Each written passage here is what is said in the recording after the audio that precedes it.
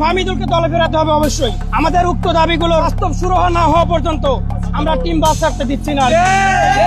সবাই মিলে একটা টিমের মতো খেলতে হবে। ব্রেকিং নিউজ, অবশেষে ভক্তদের মনের আশা পূরণ হচ্ছে। এবার প্রধান উপদেষ্টা ডক্টর মোহাম্মদ ইউনূসের কথাতেই ফাহমিদুলকে দলে ফেরালো বাংলাদেশের হেড কোচ হাভিয়ের কেব্রেরা। দর্শক, চমকে যাওয়া খবরটির বিস্তারিত জানতে পুরো প্রতিবেদনের সঙ্গেই থাকুন। ভারত ম্যাচকে সামনে রেখে সপ্তাহখানেক সৌদি আরবে বাংলাদেশ জাতীয় ফুটবল দলের সঙ্গে অনুশীলন করেছিলেন ফাহমিদুল ইসলাম।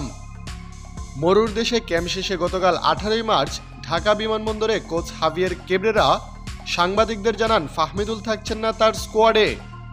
এরপর থেকেই বাংলাদেশি এই ফুটবল প্রেমীরা রাগে ক্ষোভে ফেঁসে ওঠেন।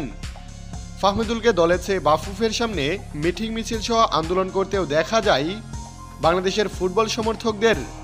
হাভিয়ের কেব্রেরার মতে ফাহমিদুলের বয়স কম, তাকে আরও সময় দিতে হবে, তাই তাকে দলে রাখা হয়নি।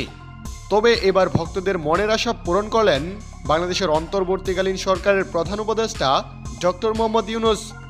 ভক্তদের আন্দোলনের মুখে পড়ে এ বিষয়ে তিনি বলেন, ফাহমিদুল অবশ্যই স্কোয়াডে থাকবে, সে অবশ্যই খেলবে। হেড কোচ হাভিয়ের কেব্রেরার সাথে কথা হয়েছে, সবকিছু ঠিক করা হয়েছে।